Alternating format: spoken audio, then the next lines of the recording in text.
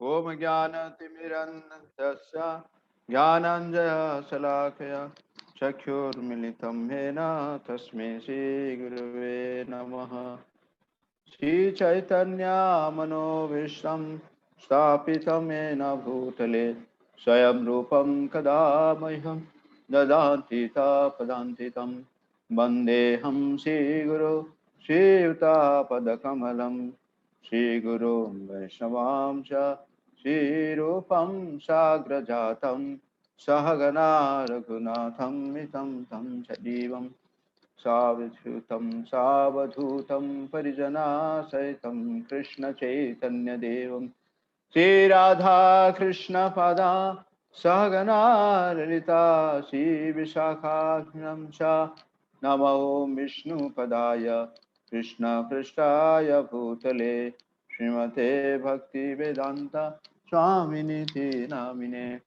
नमस्ते सरस्वती देवे गौरवाणी प्रचारिणे निर्विशेष शून्यवादी पाश्चात देश तारिणे नमो महावदन्याय कृष्ण प्रेम प्रदायते कृष्णाय कृष्ण चैतन्य नामिने गौरसे नमः।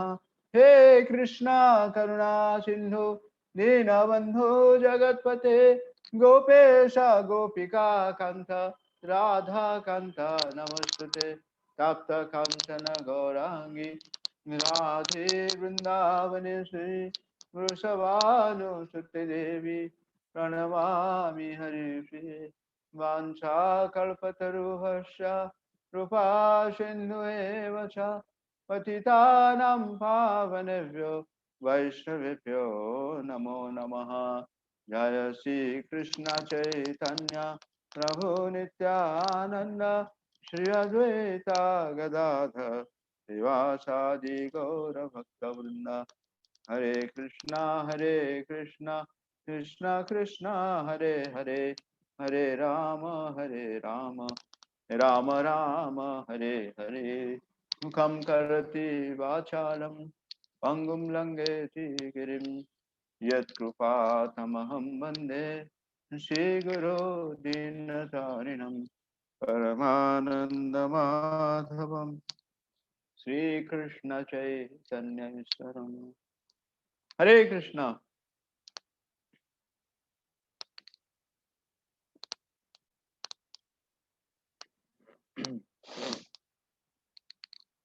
तो इस मंगलवार की कार्यक्रम में आप सभी श्रोता के हार्दिक स्वागत है। तो जैसे मुझे बताया गया था कि जगन्नाथ जी के आविर्भाव के बारे में बताने के लिए, क्योंकि पिछले जो क्लास हुआ था हरे कृष्णा, उसमें हमने रघुनाथ दास गोस्वामी, जो हमारे षड गोस्वामी में अन्यतम है, हमारे प्रयोजन आचार्य है, और किसी प्रकार से जो है नित्यानंद प्रभु की कृपा उनको प्राप्त हुई थी, जो चूड़ा दही उत्सव के बारे में हमने बताए थे। तो भी आप लोग बताइए मुझे कि, और क्योंकि रघुनाथ दास गोस्वामी का जो जीवन चरित्र है बहुत ही उच्च कोटि का है, और कई घंटे तक उसको वर्णन किया जा सकता है, क्योंकि हमारा प्रयोजन आचार्य है। और तो हम भगवान जगन्नाथ जी का आविर्भाव का कथा चर्चा करेंगे। सुनना चाहेंगे आप कि रघुनाथ दास गोस्वामी का, उनका जगन्नाथपुरी में आना, और इसके बाद फिर वो वृंदावन गए जब महाप्रभु अंतर्ध्यान होने के बाद। तो आप कौन सी कथा सुनना चाहेंगे? वोटिंग करेंगे। हरे कृष्णा। हरे कृष्णा प्रभु जी। हरे कृष्णा।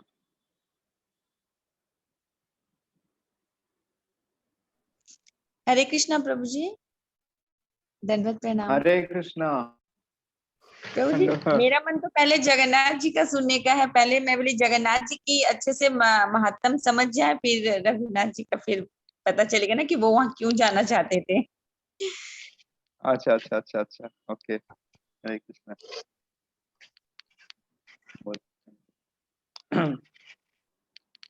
हरे कृष्णा। तो हम जगन्नाथ जी का, क्योंकि रघुनाथ दास गोस्वामी तो जगन्नाथपुरी में ही रहे, करीब 16 साल उन्होंने जगन्नाथपुरी में बिताया चैतन्य महाप्रभु के साथ।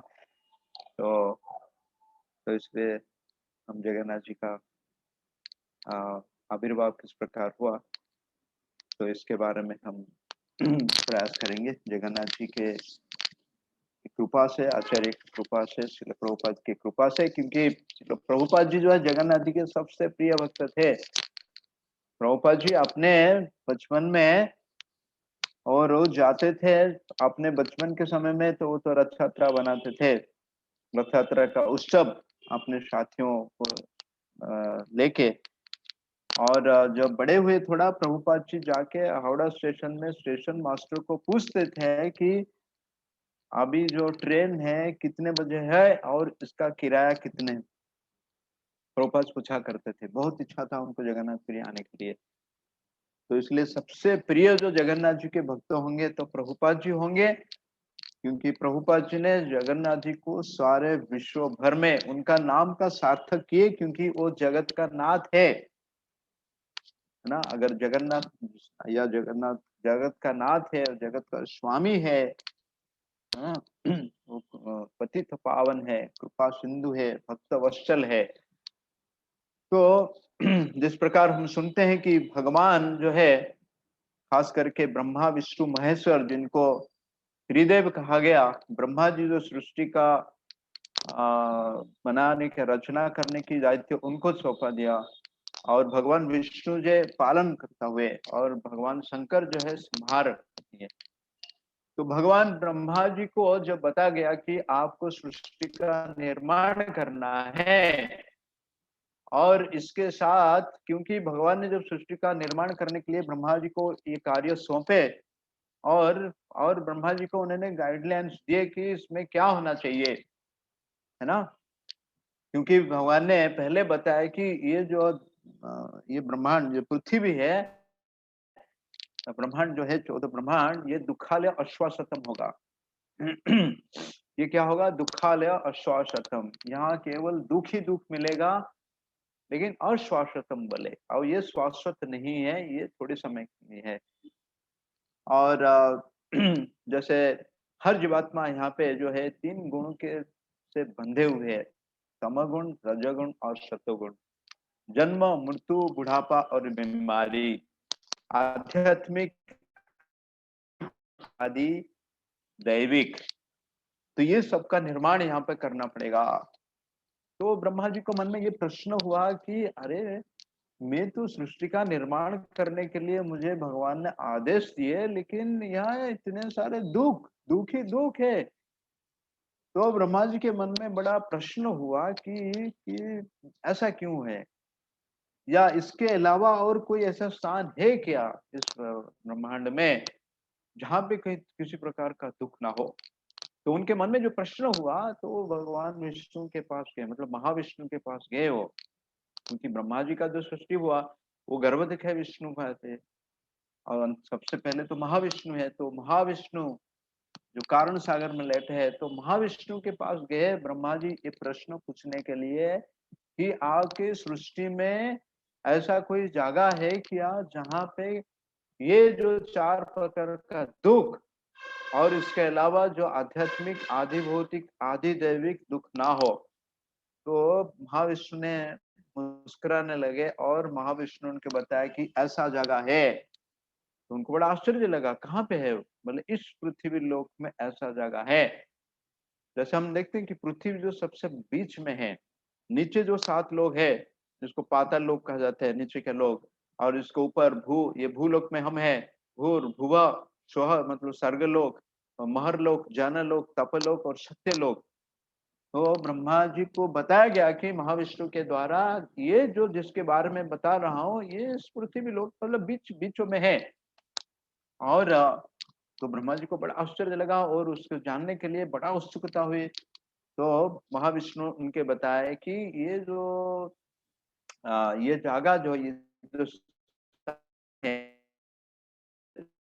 के उत्तर दिशा में है, और महानदी महानदी के दक्षिण दिशा में है, और जिसका परिधि है 80 माइल्स, है ना, उसका पेरीफेरी है। और इस जगह को कहा गया कि नीलाचल, और नीलाचल में एक गुफा है जिसका नाम है नीलकंदर। और फिर नीलकंदर जो है वहां पे भगवान जो विराजमान है उनका नाम है नीलमाधवा। नीलाचल, नीलकंदर, कंदर मतलब पर्वत, गुफा, और नीलमाधव के रूप में वहां भगवान विराजमान होते हैं। तो ब्रह्मा जी को इतना ये हुआ कि ब्रह्मा जी बोले कि मैं तो दर्शन करना चाहता हूँ। तो ब्रह्मा जी चले गए, ढूंढते ढूंढते एक्चुअली इस नीलाचल में पहुंचे, नीलकंदर में पहुंचे, नीलमाधव के दर्शन करने के लिए जो जा रहे थे, तो उनको बाजू में दिखाई पड़ा एक कुंड दिखाई पड़ा। और फिर देखे कि तो उनको प्यास भी लग रहा था, क्योंकि लंबे समय तक एक्चुअली वो आ रहे थे। तो प्यास बुझाने के लिए जब उस कुंड से पानी लेने के लिए प्रयास किए, तो उसी समय उनको दिखाई पड़ा कि वहां पे एक कौवा जो है इस कुंड का अंदर गिरा, और फिर कौवा जो है उसको चतुर्भुज प्राप्त किए, 4 हाथ में थी, और दिव्य शरीर प्राप्त किया, और उसने वैकुंठ लोक चले गए। तो उनको तो ये देख के तो बड़ा आश्चर्य लगा। और सबसे खासियत है कि जो कुंड था, उस कुंड के पास एक बड़ा सा बट वृक्ष था, हाँ, जिसको कल्प वृक्ष कहा जाता है। विराट बहुत सारा बहुत बड़ा विशाल बट वृक्ष था, तो कल्प वृक्ष के नाम में जाना जाता है। तो ब्रह्मा जी के मन में और उत्साह हुआ कि जानने के लिए क्या है ये, कोई कौन सी कुंड है। तो उनको फिर पता चला कि इसका नाम है रोहिणी कुंड। और इस कुंड का महत्व है कि यहाँ पे कोई भी जीवात्मा अगर यहाँ पे गिरता है तो उसी को चतुर्भुज और दिव्य शरीर प्राप्त होता है, और फिर वो भगवान के लोक को प्राप्त करता है। तो ये देख के ब्रह्मा जी को लगा कि अरे फिर मेरा सृष्टि का क्या ये है, इतना जो यहाँ पे सृष्टि का निर्माण किए, और ये जो जगत है, भूलोक है, मतलब ये एक जेल के समान है, यहाँ पे इतने प्रकार का कष्ट है। और खास करके फिर इस जीवात्मा का विचार करने के लिए, दुख मतलब जो पापों को विचार करने के लिए, जैसे हम देखते हैं कि यमराज जो है सुपरिंटेंडेंट ऑफ डेथ, हाँ, तो भी नियुक्ति किया गया। तो यमराज को भी पता चला, तो यमराज भी बड़े ये हुए कि बोले कि अरे फिर मतलब क्या फायदा, मतलब हमारा जो अभी मेरा जो सेवा का कोई महत्व नहीं होगा फिर, क्योंकि सब लोग यहाँ पे आके भगवान का मतलब इस कुंड में स्नान करके डुबकी लगा के तो मुक्त हो जाएंगे, पापों से मुक्त हो जाएंगे और भगवान का धाम चले जाएंगे। तो मुझे मेरा मतलब मेरा ड्यूटी से मुझे निकाला जाएगा, मतलब मैं जॉबलेस हो जाऊंगा, मैं बेकार बन जाऊंगा। तो उसी समय जो ध्यान कर रहे थे, तो वहाँ लक्ष्मी देवी का वहां प्रकट्य हुआ। और लक्ष्मी देवी उनको बताया कि इस जगह के बारे में मैं आपको बताना चाहता हूँ, आप ध्यान पूर्वक सुनिए। तो लक्ष्मी देवी जी बताने लगे कि इस जगह पे आप पहुंचे, ये नीलाकंदर है, नीलाचल नीलाकंदर, इस क्षेत्र में आप दोनों का मतलब यमराज का और ब्रह्मा जी का यहाँ कोई अधिकार नहीं है, क्योंकि ये भगवान का अपनी निज स्थान है। ये भगवान यहाँ नित्य रूप से, नीलमाधव यहाँ से नित्य रूप से वास करते हैं। और उतना नहीं, एक्चुअली वो बताने लगे कि इस जगह में, इस स्थान में कोई अगर आता है केवल सो जाता है ना, अपने पीठ में अगर सो जाता है, यहाँ पे विश्राम करता है, तो उसी को समाधि माना जाता है। जो योगी लोग हजार हजार साल, करोड़ साल तपस्या करके भगवान को परमात्मा के रूप में तपस्या करके जिनको जो फल प्राप्त होता है, उनको यहाँ से केवल सोने से ये फल प्राप्त हो जाएगा। और उतना नहीं, फिर बाद में बताने लगे कि यहाँ पे कोई अगर कुछ बात करता है, प्रजल्प क्यों ना हो, भगवान को छोड़ के बाकी इधर उधर का अगर बात भी करता है, तो ये माना जाता है कि वो एक्चुअली वेदा को पाठ कर रहा है, वेदा में जो वेदा का श्लोक पाठ कर रहा है। और उतना नहीं, बताने लगे इस प्रांत में इस अगर कोई चलता है तो उसी को अगर वो चलता है तो इसका तुलना किया जाता है कि वो 7 बार भूमंडल को परिक्रमा करने जैसे है। 7 बार भूमंडल को परिक्रमा करना मतलब केवल चलने का प्रति है एक स्टेप। और बताया जाता है कि यहाँ पे कोई अगर ब्रीदिंग तो ना मतलब श्वास सांस लेता है तो बताया जाता है कि एक सांस में वो एक अश्वमेध यज्ञ की तुलना किया जाता है। तो ये कोई बढ़ा चढ़ा के लक्ष्मी देवी जी नहीं बता रहे एक्चुअली, जो वो असलियत बता रहे थे कि इस जगह का महत्व क्या है। और फिर बताने लगे कि यहाँ पे जो भी हम जीवात्मा को देखते हैं वो भगवान के पार्षद है। अब भगवान के पार्षद होने के नाते उनको 4 हाथ है शंख चक्र गदा पद्म के साथ। और इतना नहीं, फिर से आगे बताते हैं कि इसका विशेषता ये है कि ये जो है जैसे हम देखते हैं कि जो प्रलय के सामने होता है तो सारे जीवात्मा चली के अंदर चले जाते हैं, नष्ट हो जाते हैं प्रलय के समय। लेकिन ये जो जगह है नीलाचल धाम है, नीलाचल क्षेत्र है, ये प्रलय के समय इसका इसका कुछ भी नहीं होता है, वो ऐसे ही रहता है क्योंकि ये भगवान का नित्य धाम है। तो इतना सब सुनने के बाद ब्रह्मा जी और साथ में यमराज तो ये पता नहीं जानना चाहते थे कि ऐसा क्या है जो कि यहाँ पे प्रलय के समय में भी इस स्थान जो है ऐसे ही रहता है, इस स्थान का संहार नहीं होता है। तो फिर लक्ष्मी देवी जी ने फिर कहानी बताने लगे कि आपको पता होगा कि यहाँ पे जो एक ऋषि थे जिनका नाम था मार्कंड ऋषि, और उनके जो पुत्र हुए मार्कंडेय ऋषि, तो उनको मार्कंडेय ऋषि को वरदान मिला था कि वो 7 कल्प तक जीवित रहेंगे। हाँ, तो 7 कल्प मतलब एक कल्प मतलब ब्रह्मा जी का एक दिन, और ब्रह्मा जी का एक दिन मतलब जो 12 घंटा है, 12 रात नहीं, तो 12 घंटा जो बताता है कि 1000 चतुर्युग, सत्य त्रेता द्वापर कली, ये सबको मिला के इंटू उनका 1000 गुना जो है वो ब्रह्मा जी का एक दिन है। और इसी प्रकार से उनको मार्कंडेय ऋषि को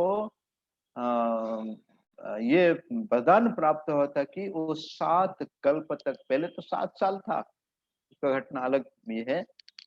और लेकिन जब 7 कल्प उनको वरदान मिला तो बहुत ही लंबी आयु, बहुत ही लंबी आयु थी। और मार्कंड ऋषि एक्चुअली क्या किए, तो निश्चित हो गए कि उतना लंबे समय तक मैं जीऊंगा, है ना। तो एक बार की घटना है, वो प्रलय प्रलय काल में पूरे पानी हो गया था, और मार्कंड ऋषि जो एक्चुअली उनको कुछ दिखाई नहीं पड़ा, और सारी जगह पानी पानी हो गया था, एकदम नमकीन पानी। और तभी मार्कंड ऋषि ने उनको प्यास लग रहा था, लेकिन वो नमकीन पानी पी नहीं सकते हैं। और फिर मार्कंड ऋषि को आपने वो सोच रहे थे कि इतनी लंबी आयु मुझे मिला है, लेकिन ऐसा लंबी आयु से क्या फायदा हासिल करते। फिर बाद में उनको पता चला कि अरे ये जो भगवान ये उनको दिखाया, एक्चुअली आपने जो रूप दिखाया है जिसमें हम देखते हैं कि मार्कंड ऋषि जो है बटस्स पत्र भगवान जो है वहां पे एक बट पत्र के ऊपर शयन किए है और अपने अंगूठी को चूस रहे हैं। और जिसको प्राप्त करने के लिए, भगवान के चरण कमल प्राप्त करने के लिए जो सारे मुनि ऋषि देवता मतलब सारे लोग इतना लालयित होते हैं कि क्या है भगवान के अंगूठी में, मतलब क्या है भगवान के चरण कमल में, कि सारे लोग उनको आकर्षित होते हैं। तो इस रूप जो है सुंदर रूप को मार्कंडेय ऋषि ने दर्शन किया दिए। तो इसलिए ये जो है इसके ये और इसका वर्णन जो स्कंद पुराण में मिलता है, 18 पुराण में एक अन्यतम पुराण जो स्कंद पुराण, जिसको व्यास देव जी ने रचना किए। और स्कंद पुराण में उत्कल खंड, एक खंड है जिसका नाम है उत्कल खंड। तो आपको पता है उड़ीसा का नाम पहले उत्कल था। और जब गाते हैं ना जातीय नेशनल सॉन्ग गाते जनगण मनगण, तो उसमें उत्कल अभंग, तो ये जो उसमें वर्णन है एक्चुअली कि जगन्नाथपुरी में, है ना। और फिर बताया जाता है कि अगर उसी क्षेत्र में कोई अगर आके अगर मछली भी खाता है तो उसी को माना जाता है कि वो हविष्य खाता है। हविष्य मतलब जैसे चार महीना चतुर्मास आता है, श्रावण, भाद्रव, आश्विन और कार्तिक। उस महीना में लोग एक्चुअली क्या करते, तपस्या करते हैं और एक प्रकार का जो विशेष भोजन को प्राप्त करते हैं, चावल और उसमें मिला हुआ दाल के साथ पका हुआ, उसमें किसी प्रकार के मसाला, बिना मसाला से वो 4 महीने तक उसी को खाते हैं। तो यहाँ पे इस क्षेत्र में कोई अगर मछली भी खाता है तो उसको वर्णन किया जाता है कि वो हविष्य खाता है। हाँ, तो इसलिए ये जो नीलाचल क्षेत्र है, नीलकंदर है, और जहाँ पे भगवान नीलमाधव के रूप में पूजित होते हैं, इसका वर्णन इस प्रकार है। तो हम ये अभी आगे सुनेंगे कि इस प्रकार से जगन्नाथ जी का प्राकट्य कैसे हुआ। हाँ तो तभी जो अवंती राज्य, जो आज के उज्जैन प्रदेश है, वहां पे एक महान राजा थे, भगवान के शुद्ध भक्त थे, जिनका नाम था इंद्रदुम्न, राजा इंद्रदुम्न, और उनका पत्नी जिनका नाम था गुंडिचा देवी। तो उनके गुंडिचा देवी के स्वप्न हुआ कि वो जानते थे कि सुन मतलब जानना चाहते थे, कि उनका दर्शन करना चाहते थे, भगवान पूर्ण पुरुषोत्तम का सेवा करना चाहते थे। तो वो ध्यान जब करते थे तो गुंडिचा देवी को ये स्वप्न हुआ कि भगवान स्वयं उनको स्वप्न में दिए, आदेश दिए कि मैं जो हूँ अभी इस नीलाचल क्षेत्र में, नीलकंदर में नील माधव के रूप में वहां पूजित हूँ। और जो ये स्वप्न आदेश हुआ उनको, तो अपने पति मतलब राजा इंद्रदुम्न को बताए। तो इन राजा इंद्रदुम्न के मन में भी ये लालसा हुआ कि मुझे उनका दर्शन करना है। तो राजा इंद्रदुम्न ने क्या किए, फिर उनके मंत्री जो थे जिनका नाम था विद्यापति, तो मंत्री को बुलाए, तो बताया कि ये देखिए और आपको ये कार्य हासिल करना पड़ेगा। तो मंत्री ने राजा के आज्ञा लिए और रानी गुंडिचा देवी के आज्ञा लिए। विद्यापति ने अभी नील माधव का खोज करने के लिए निकले। चलते चलते चलते बड़े कठिन जो है संगम, जो रास्ता जो बड़ा दुर्गम रास्ता, वहां पे नदी ना सागर, ऐसे करते करते करते एक्चुअली उसी प्रांत में आके कई दिन बीत गया, वो पहुंचे। तो भगवान को ढूंढना मतलब भगवान को खोजना, तो प्रभुपाद जी बताते हैं कि भगवान को ढूंढना ज्यादा महत्व है भगवान का दर्शन करना। Seeing Krishna is more than sorry, searching for Krishna is than seeing Krishna।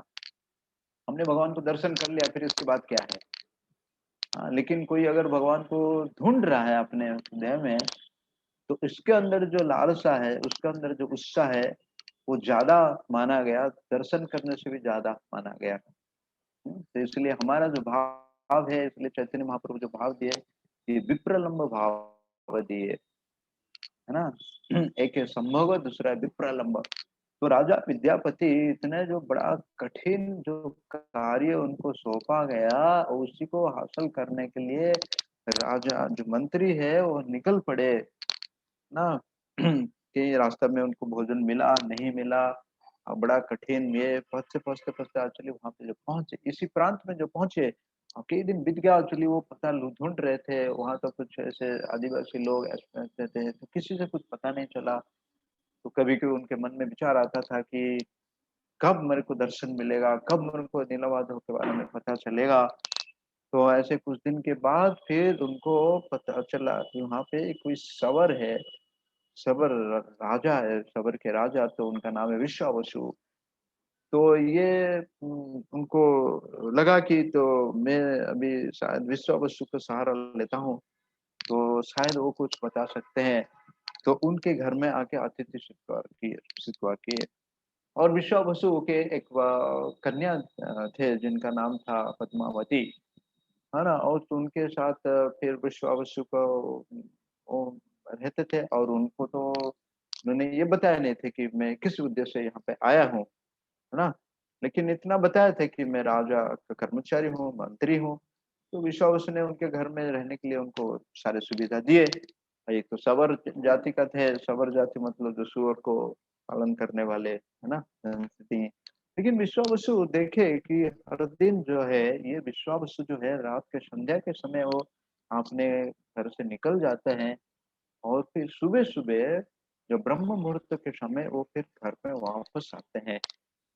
लेकिन जो घर में सुबह सुबह वापस आते हैं, एक विशेष प्रकार का सुगंध, एक विशेष प्रकार का महक, इस विशेष प्रकार का वातावरण लग रहा था एक्चुअली, है ना? एक ये तो उनको आश्चर्य लगा कि इतना थिंग, उसका रहस्य जानने के लिए तो उन्होंने क्या किया, आपने, क्योंकि वो मंत्री थे, मंत्री मतलब पता है आपको, डिप्लोमेटिक होते हैं, हम्म, जो सादा सीधा तो नहीं चलेगा। तो उन्होंने अपने विश्वावसु को जो कन्या देखिए पद्मावती, तो उन्होंने पद्मावती के साथ एक्चुअली क्या किया, रिश्ता मतलब बहुत ही संपर्क, मधुर संपर्क स्थापन किए।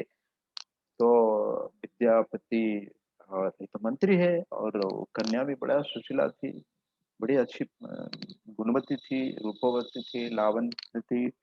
तो विद्यापति क्या किए, उनके साथ रिश्ता स्थापन किए। और फिर विद्यापति फिर पूछने लगे कि ये आपके पिताश्री कहाँ जाते हैं रात को, मुझे बताइए। तो पद्मावती ने बोली कि मैं तो यह नहीं बता सकती हूँ, क्योंकि मेरे पिताजी ने मेरे को वचन दिए कि मैं कहाँ जाता हूँ इसके बारे में किसी को भी बताना नहीं है, पति है। लेकिन विद्यापति ने भी झट हाथ पकड़ लिए और बताया कि अरे आप मुझे प्रेम करते हो और हमें विश्वास में नहीं है, तो ये फिर मेरे प्रति आपको विश्वास कैसे रखता होगा, तो आपको बताना ही पड़ेगा अपने प्रति। तो उनको ऐसे उलझन में डाल दिए। तो फिर पद्मावती जो है उन्होंने, सॉरी ललिता, सर इनका नाम था ललिता, सॉरी ललिता। तो ललिता जी ने फिर क्या किए कि बोले ठीक है, मैं बताए कि मेरे पिताजी जो है वो चाहते हैं वहाँ पे उनके जो भगवान है उनका सेवा करने के लिए वो जाते हैं, और फिर सुबह सुबह आते हैं और सेवा के लिए वो केवल अकेले जाते हैं, और वो किन्हीं कोई साथ में भी लेके नहीं जाते हैं। और मैं पिताजी से फिर पूछूंगा कि किस, विद्यापति बोले कि मुझे उनका दर्शन करना है, मुझे इस जगह पे जाना है। तो ललिता बोले कि मैं पूछती हूँ। तो सुबह जिस दिन आए विद्या अपने पिताजी विद्या विश्वावसु, तो ललिता जी उनको पूछने लगे कि पिताजी को बड़े प्रेम से कि आप मिसिंग है। तो पिताजी को फिर बताए, पूछे कि ये जो है विद्यापति, मैं उनको प्रेम करती हूँ और चाहती हूँ। और लेकिन विद्यापति को मैंने वचन दिया हूँ कि मैं आप जो जाते हैं जिनका दर्शन करने, जिनका पूजा करने के लिए, तो वो भी जाना चाहते हैं। ये सुन के विश्वावसु ने बोले कि नहीं, आपने बहुत ही बड़ा गलती की है ना, मैं उनको दर्शन नहीं करा सकता हूँ एक्चुअली, कि ये मेरा आराध्य देवता है, ये मेरे परम आराध्य है, और जो इनका सेवा से मैं वंचित हो जाऊंगा, तो ये भय से एक्चुअली प्रिय। लेकिन ललिता तो जिद्दी पकड़ ली और ललिता बोले ठीक है, अगर आप नहीं बताएंगे तो मैं आत्महत्या कर लूंगी, घर छोड़ नहीं। तो विद्यापति उनके पिताजी से विश्वावसु ने फिर तैयार हुए कि बोले ठीक है, हाँ मैं उनको ले जाने के लिए तैयार हूँ, कल मैं उनको साथ में लेके जाऊंगा, लेकिन एक शर्त पे कि वो जो मेरे साथ आएंगे तो उनके आंखों के ऊपर पट्टी बांधा जाएगा।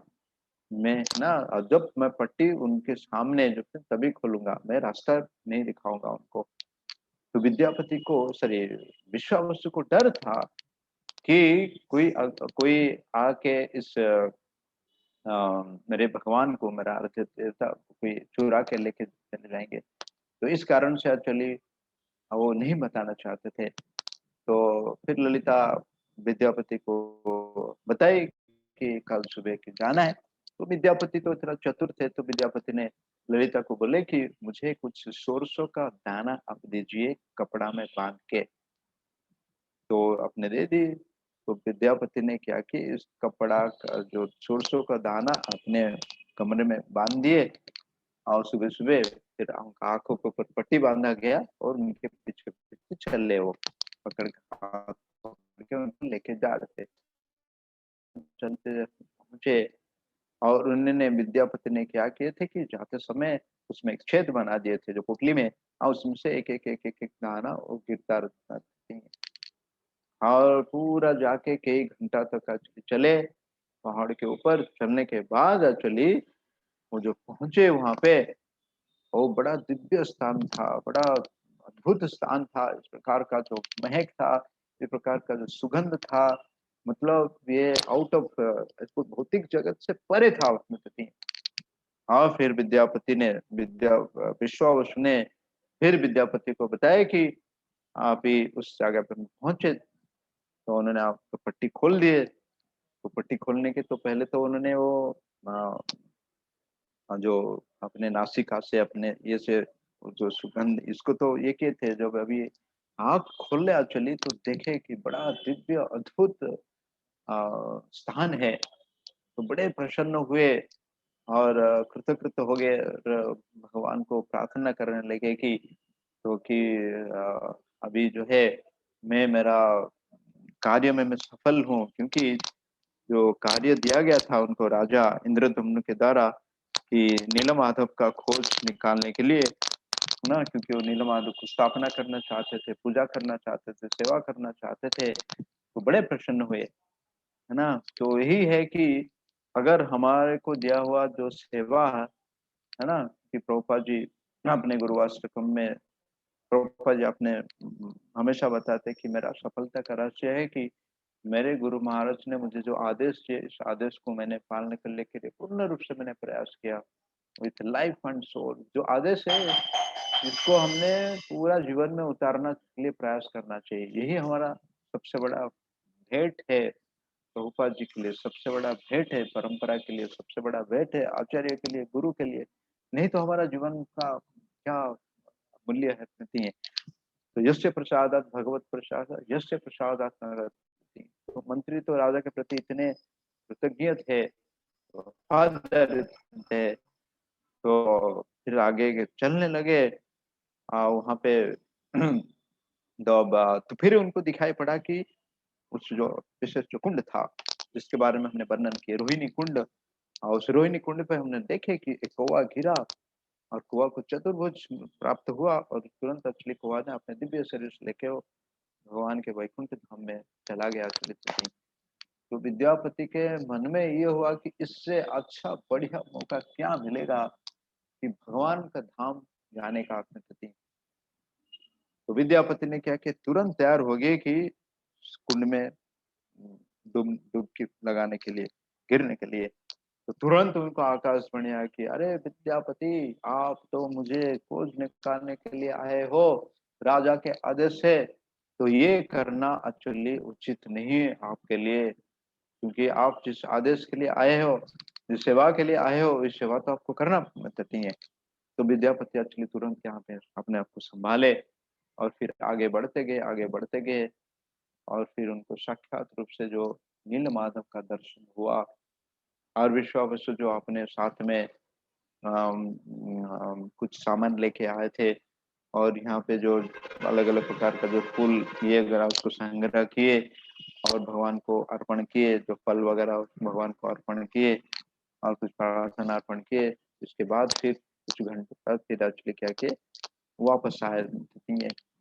तो विद्यापति तो नहीं आना चाहते थे वापस, लेकिन उनका आदेश है भगवान का आकाशवाणी हुआ और यहाँ पे राजा का आदेश है तो वापस आना ही पड़ेगा, और यह तो विश्वावसु तो हमें रहने भी नहीं देगा।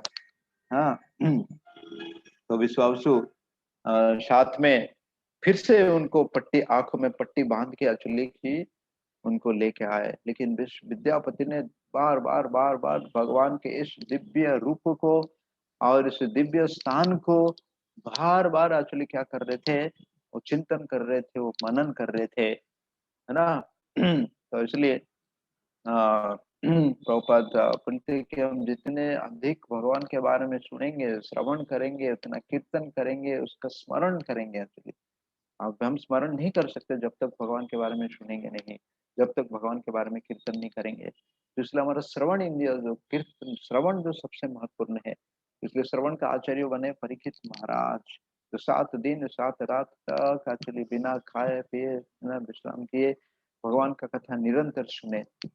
तो तो विद्यापति फिर आए, आके फिर नीचे जब पहुंचे अपने कुटिया में जब पहुंचे एक्चुअली फिर उनका आँख खोला गया।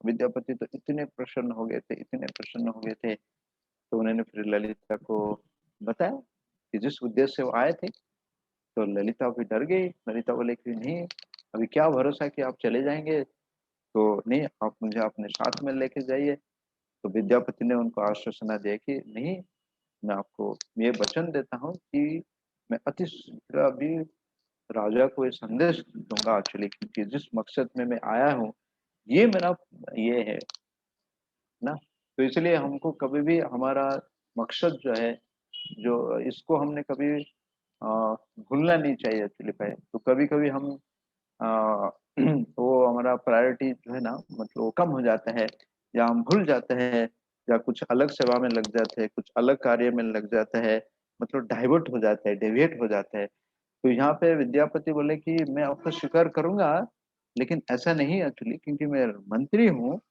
है ना। तो मंत्री का खशियत होता है, इसलिए मैं सारे राजा, सारे सेना, सबको मैं लेके आऊंगा और फिर आपको स्वीकार करूंगा। चलिए, मतलब रॉयल राज्य के इसमें मैं आपको स्वीकार करूंगा, ऐसे में नहीं करेगा। तो ललिता तो बड़ा ये थी, और ललिता तो अपने हृदय से विद्यापति को चाहती थी एक्चुअली। तो इसलिए वो विद्यापति के ऊपर पूर्ण भरोसा की और फिर जाने में थी। तो विद्यापति फिर से निकल गए राजा को ये संदेश पहुंचाने के लिए।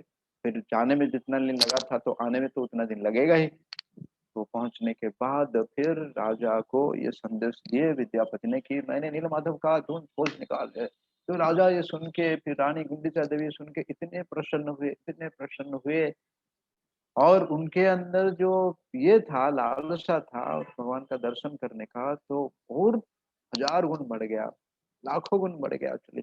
तो तुरंत वो तैयार है कि हमको ले चलो अपने आके दिए। तो राजा अगर जाएंगे तो ऐसे थोड़ी अकेले आएंगे एक्चुअली, तो राजा के पास तो सब सुविधा होना चाहिए। तो फिर राजा और साथ में रानी गुंडिचा देवी तो निकले। तो उनके साथ में कई सारे सैन्य सामंत और कई सारे जो सुविधा, है ना, उनको प्रसाद भोग बनाने के लिए, ये करने के लिए सारे सुविधा के साथ एक्चुअली एक बड़ा टोली निकला।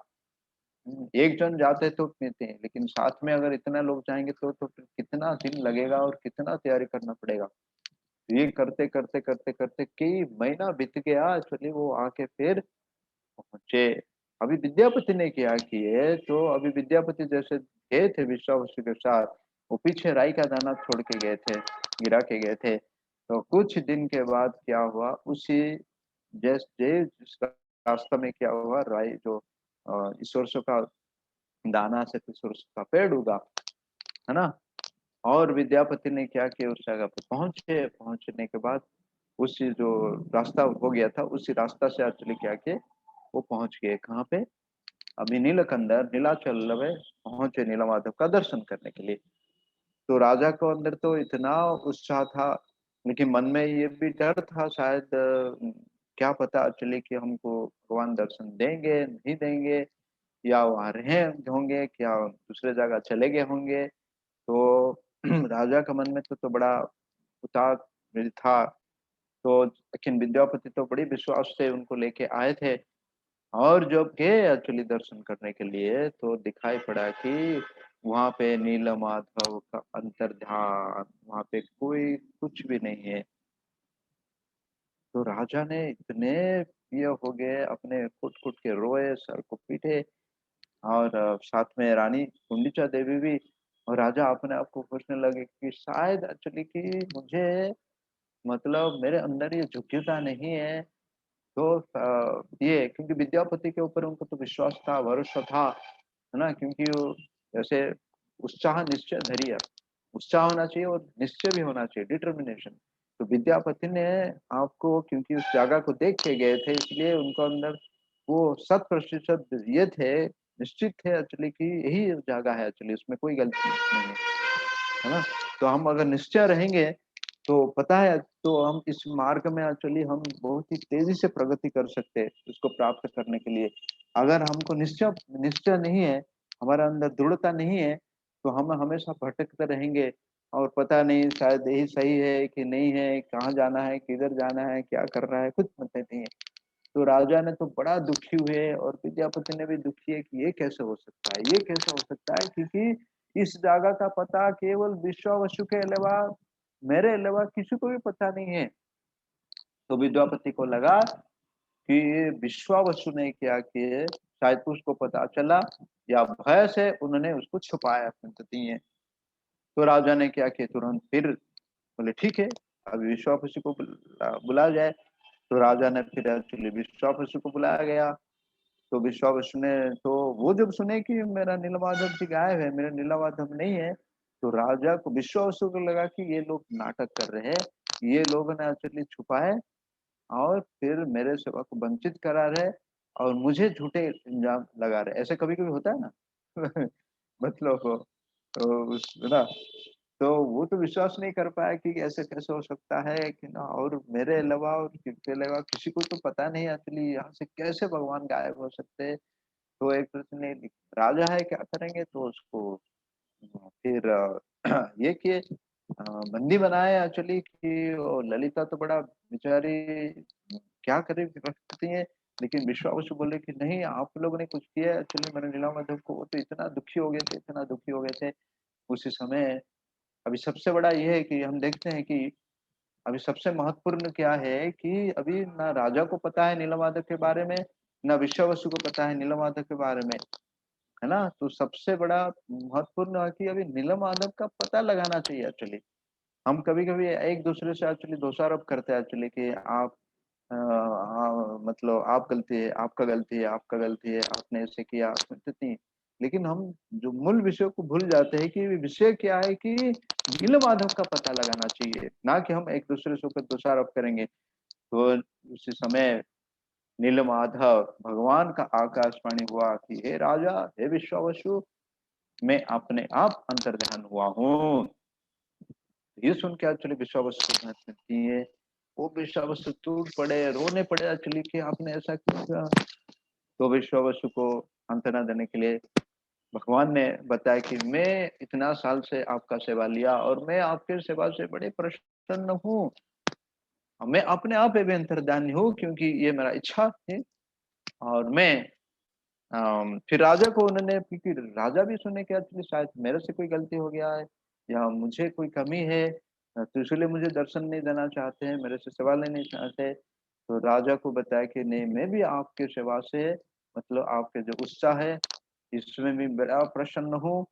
और लेकिन मैं चाहता हूँ कि एक्चुअली पूरे संसार का कल्याण करने के लिए, पूरे जीवात्मा का कल्याण करने के लिए, तो इसलिए मैं चाहता हूँ कि आप उसके माध्यम बने।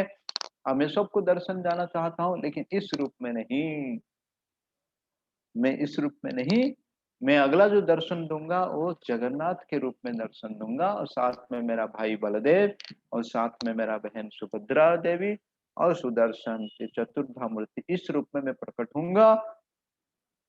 तो फिर राजा ने की, तो राजा को बताया गया कि कुछ दिनों के बाद आप जाएंगे वहां पे, जो है मुहाण, मुहाण समझते ना, एक नदी और समुद्र को मिलन को मुहाना कहा जाता है, मतलब हमारा उड़ीसा भाषा में आप समझेंगे, जंक्शन जो है नदी और समुद्र के जो मिलन होता है।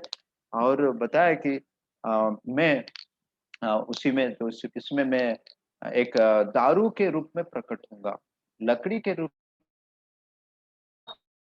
करेंगे, मेरा विग्रह का ये बनाएंगे और इसके लिए आप एक दिव्य मंदिर का निर्माण करेंगे और वहां पे स्थापन करेंगे।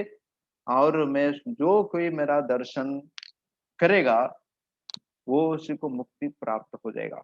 बताया जाए कि जंतु दर्शनात् मुक्ति, जंतु दर्शनाथ, हमको जंतु कहा गया ना, जंतु दर्शनाथ, वही जीवात्मा अगर भगवान को एक बार, जगन्नाथ जी को अगर दर्शन करता है तो मुक्ति प्राप्त करता है ना। तो इसी कृपा से फिर राजा ने फिर माफी, मतलब विश्वावसु, और विश्वावसु ने भी फिर माफी मांगे। इसके बाद फिर जो है अभी विद्यापति और यहाँ पे उनकी कन्या ललिता के साथ उनका फिर विवाह हुआ और फिर वो अपने साथ में ललिता को लेके आए एक्चुअली। तो राजा को, क्योंकि अभी सूचना जो भगवान ने बताया कि मैं यहाँ पे प्रकट होऊंगा, और उसके बाद फिर कुछ दिन के बाद उनको जैसे राजा को बताया गया था कि वहां के विशाल एक लकड़ी जो है, दारू जो है, आके वहां पे प्रकट हुआ करती है। तो राजा को बड़े प्रसन्न हो गए राजा। और राजा ने क्या कि इसको अपने जो ये उसको लाने के लिए प्रयास किए। अपने सैन्य सामन हाथी घोड़ा लगा के कितने भी प्रयास किए, एक्चुअली वो लकड़ी को हिला भी नहीं पाए। तो राजा बड़ा दुखी हो गए, बोले यार क्या ये थी। हम देखते हैं कि भगवान को प्राप्त करने का विधि जो है, या हम हर समय पे ये इतने सारा जो बाधा विघ्न आता है ना, तो इसलिए हमको इस रास्ता में आने वाला जो भी बाधा विघ्न है, इसको हमको बड़ी उत्साह से एक्चुअली क्या करने पार करना चाहिए, उसको अपनाना चाहिए। ना कि हम दुखी हो जाएंगे, नाराज हो जाएंगे, छोड़ देंगे, छोड़ देते हैं हम ना, हौसला छोड़ देते हैं, प्रयास छोड़ देते हैं। तो कभी भी छोड़ना नहीं चाहिए, क्योंकि भगवान एक्चुअली समय समय पे हमको प्रयास करते हैं कि ये कितने कच्चा है कि पक्का है। अगर हम कच्चा है तो फिर छोड़ देंगे, अगर पक्का है तो फिर आगे रास्ता दिखाएंगे भगवान। तो फिर से राजा ने एक्चुअली क्या किया, अभी भगवान को ध्यान करने लगे, बोले ये कैसे मुसीबत है, अभी हम उठा नहीं पा रहे हैं, नहीं है। तो राजा ने फिर से बोले कि जो विश्वावसु मेरा भक्त है, उसी के माध्यम से मैं उठना चाहता हूँ, वो अगर मुझे स्पर्श करेंगे वही मेरे को उठा सकते हैं। तो तुरंत राजा ने क्या कि विश्वावसु को अपने बुलाए, और विश्वावसु आए। तो इसलिए देखते हैं कि जो इस प्रक्रिया में, मतलब इस ये में, तो हम किसी भी भक्त को, कोई भी भक्त को, चाहे बड़े हो छोटे हो कुछ में हो, हम कभी भी किसी को मतलब तिरस्कार या कभी भी इसको बहिष्कार नहीं कर सकते, सबको साथ में लेके हमको चलना चाहिए। तो यहाँ पे विश्वावसु को बुलाया गया। तो जो ही विश्वावसु आचार्य की केवल उसको स्पर्श किए, और स्पर्श, क्योंकि विश्वावसु तो इतने दुखी हो गए थे अपने नीलमाधव, अपने जो आराध्य देवता का उनको दर्शन नहीं मिला, कश्यप में थे, बड़े दुखी थे। और स्पर्श किया लकड़ी, जो वो इतने लोग उठाने के लिए प्रयास कर रहे थे, खींचने के लिए, उठा नहीं पाए, हिला नहीं पाए।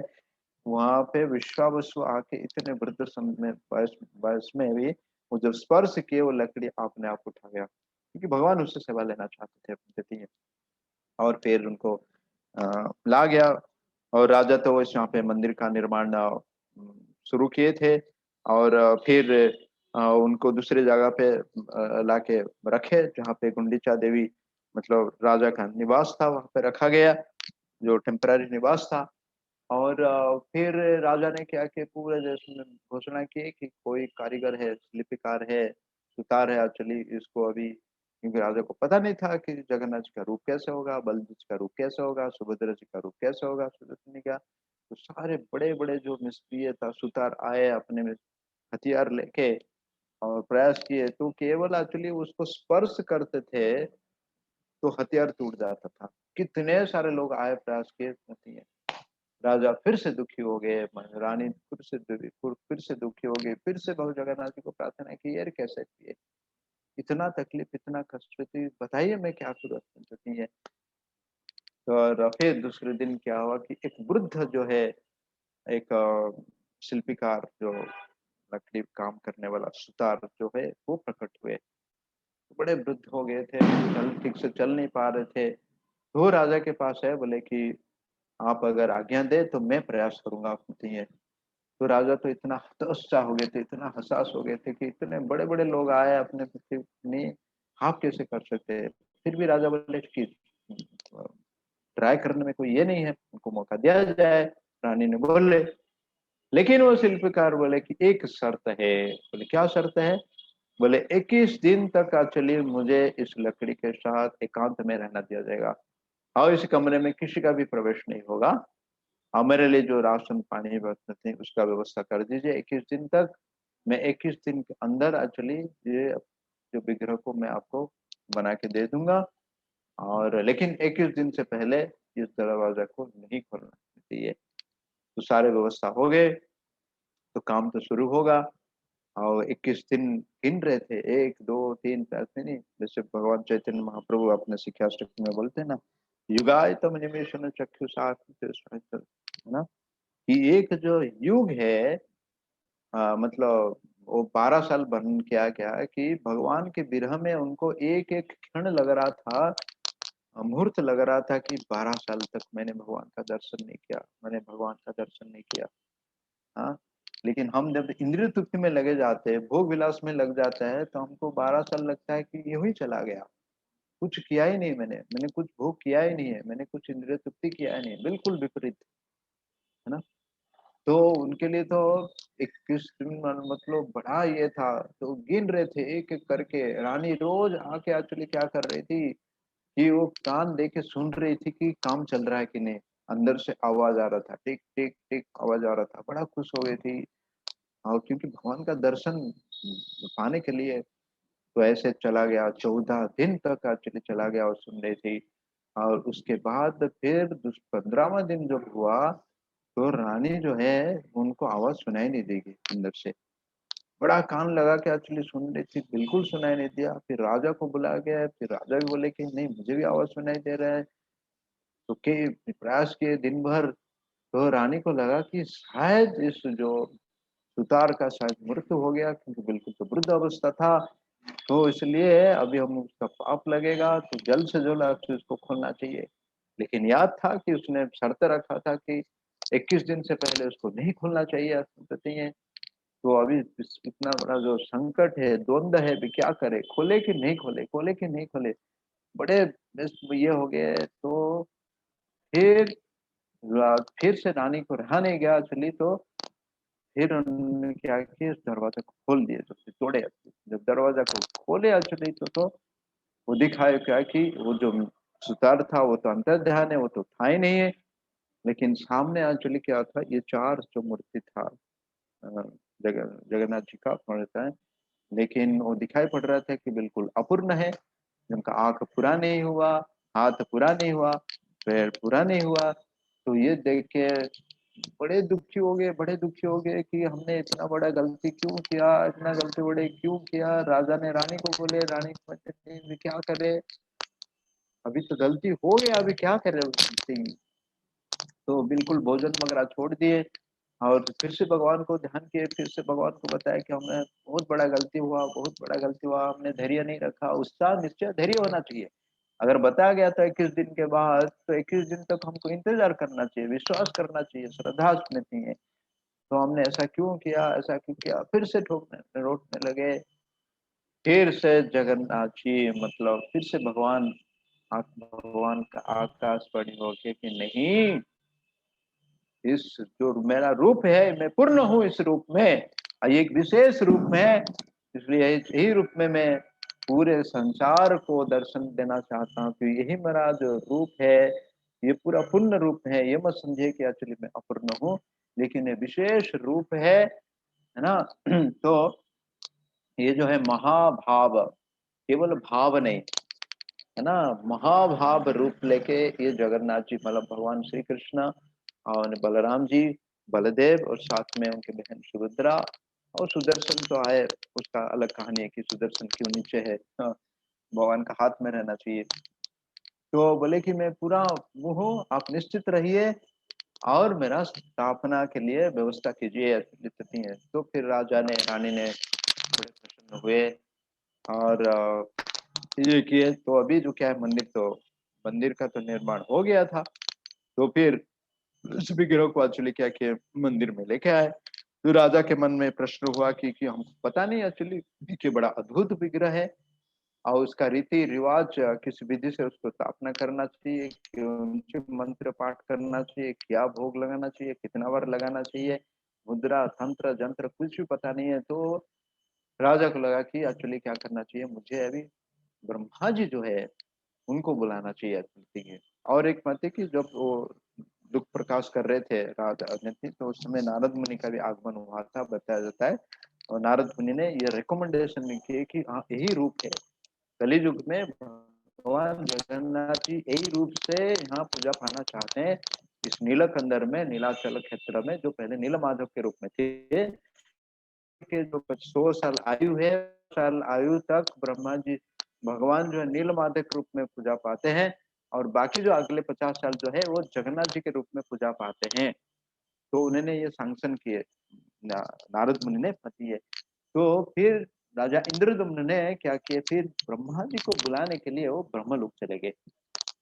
जब ब्रह्मलोक चले गए और ब्रह्मलोक से आने के लिए उनको फिर कई साल, मतलब ब्रह्मा जी के पास जो पहुंचे और ब्रह्मा जी को मुलाकात किए और ब्रह्मा जी को बताया कि अभी जो है आपको जगन्नाथ जी का स्थापन करने के लिए आपको आना पड़ेगा। तो ब्रह्मा जी तो बोले कि अरे अभी, लेकिन आपको पता है कि ना यहाँ का जो है पृथ्वी का जो है 1 साल जो है वहां पे ब्रह्म लोक पे 1 साल 1 दिन होता है। तो कई साल बीत गया था उनका, नहीं है कि 1000 साल बीत गया था आते जाके आने के लिए। जब नीचे आए तो देखे कि एक्चुअली कि अभी जो है मंदिर तो था, लेकिन उस मंदिर को दावा कर रहे थे उसमें विग्रह था, लेकिन कोई तो ये नहीं है। तो बड़ा अद्भुत, तो किसी को पता नहीं था। तो वहां पे जो राजा थे उस समय, जो राजा थे, राजा का नाम था गाल माधव। तो फिर राजा को पास मिलने के लिए गए इंद्रदम्न। तो इंद्रदम्न गाल माधव बोले भाई, लेकिन नहीं नहीं, इसी का तो खोज मैंने निकाला। तो इंद्रदम्न बोल रहे कि नहीं, ये तो मेरा, मैंने से स्थापना किए थे उनको, मंदिर का निर्माण तो मैंने किया था। तो गाल माधव ने बताने लगे कि नहीं, मैं तो जा रहा था इस प्रांत में, ये तो पूरा बालू से भरा हुआ था, लेकिन मेरा जो घोड़ा का नाल, जो घोड़ा जो पैर है ना, तो उसको एक्चुअली की वहां पे लगा और जो गिर पड़ा। तो फिर मैंने नीचे गिरा, तो फिर खुदाई करके मैंने देखा, तो पहले तो मैंने चक्र दिखाई दिया, खोदते खोदते खोदते ये पूरा मंदिर खड़े थे। तो दोनों के बीच में फिर विवाद हुआ कि इंद्रदम्न बोले अरे यार मैंने बनाया, और गाल माधव पर लेके क्या कारण, प्रमाण क्या है आपके पास। तो उस समय जो काक भूषणी, जो कौवा, सबसे पुराना कौवा जो है काक भूषणी ने, फिर तभी भी जीवित थे काक भूषणी ने, फिर बताने लगे कि अरे हे गाल माधव, ये मुझे, मैं साक्षी हूँ, ये मंदिर जो है ये आपके पूर्वज जो है, ये राजा इंद्रदम्न है, ये इंद्रदम्न के बनाया हुआ ये मंदिर है और ये विग्रह है। उन्होंने ब्रह्मा जी को बुलाने के लिए अभी ब्रह्मलोक गए थे, तो नहीं है। तो काकभूषुंडी ने साक्षी दिए। तो काकभूषुंडी साक्षी दिए। तो फिर गाल माधव ने एक्चुअली फिर अपनी गलती को स्वीकार किए और फिर बड़े भव्य रूप से जगन्नाथ जी का स्थापन करा गया।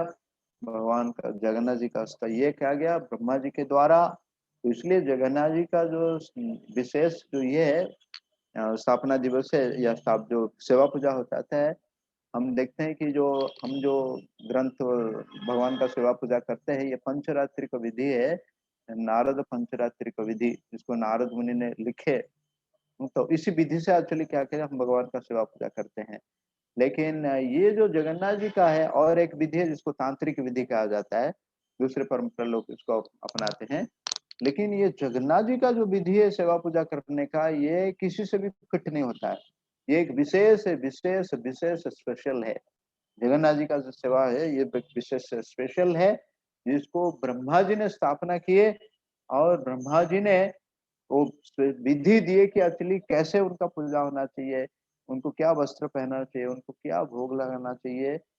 और यही भगवान ने इसमें दिया। अब भगवान का एक ब्रह्मा जी का एक नाम है विधि, क्योंकि सारे जितना भी नियम है ब्रह्मा जी ने बनाए, तेने ब्रह्मा हृदय आदि का वह है। तो जगन्नाथ जी का सेवा पूजा का विधि जो है ब्रह्मा जी ने स्थापन किए थे, और आज तक एक्चुअली उसमें कोई बदलावट नहीं है, कोई बदलावट नहीं है। आज तक एक्चुअली उसी परंपरा से, उसी माध्यम से है जगन्नाथ जी का सेवा पूजा हो रहा है।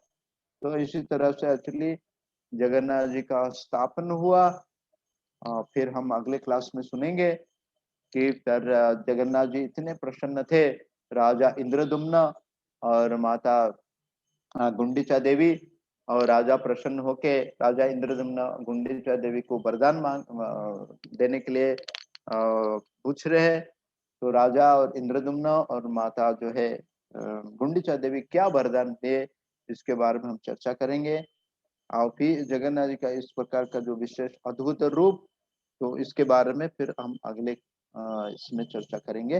हरे कृष्णा कृष्णा कृष्णा हरे हरे, हरे राम राम राम हरे हरे। जय जगन्नाथ स्वामी की, बलदेव सुभद्रा महारानी सुदर्शन की, जगत गुरु शिल प्रभुपाद की, निताय गौर प्रेमानंदे, हरि हरि बोल। हरे कृष्णा।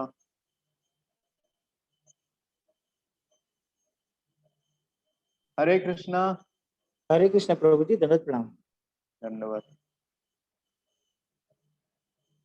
आप प्रभु जी, मेरा एक क्वेश्चन है। सॉरी, मैं पूरा लेक्चर नहीं सुन पाया। एक्चुअली विद्यास प्रभु आए हैं तो उनको मैं हाँ, लेने गया था। अच्छा बोलो।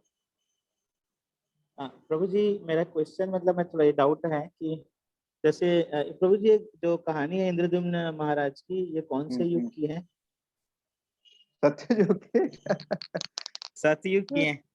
तो प्रभु हाँ जी मतलब वो ब्रह्मा जी के लोक में चले गए हाँ तो वो हाँ, मतलब सशरीर गए तो गए फिर ना मतलब ससुर जाते हैं ना, तो अर्जुन भी गए थे। हाँ कैसर मतलब मुनि ऋषि। पृथ्वी से बिना शरीर छोड़े तो जाते नहीं, ऐसे करके। नहीं, अर्जुन गए थे कि नहीं स्वर्गलोक में? अर्जुन गए ना स्वर्गलोक में। जी जी। अब और उर्वशी के साथ मुलाकात हुआ, फिर उर्वशी से उर्वशी उनको विवाह करने के लिए प्रस्ताव दी, तो अर्जुन ने बोले कि नहीं, मैं तो नहीं कर सकता हूँ। फिर उनको श्राप मिला। अर्जुन गए, कई सारे मुनि ऋषि भी गए। चौसठ में जा सकते, क्यों नहीं जा सकते? तो उसके लिए आपको पवित्रता चाहिए, तपस्या चाहिए, तो आपके बल पे जा सकते। जिन्होंने जी जगन्नाथ जी को स्थापना की है, जगन्नाथ जी को प्रकट किए, तो वो राजा इंद्रदुम्न थोड़ी साधारण थे। ओके, जगन्नाथ जी उनको पिता के रूप में मानते थे, गुंडिचा देवी को अपने माँ के रूप में मानते थे। ओके। ओके। जी, थैंक यू। हरे कृष्णा। जय श्रील प्रभुपाद की, अनंत कोटि वैष्णव वृंद की, जगत गुरु। हरे कृष्ण।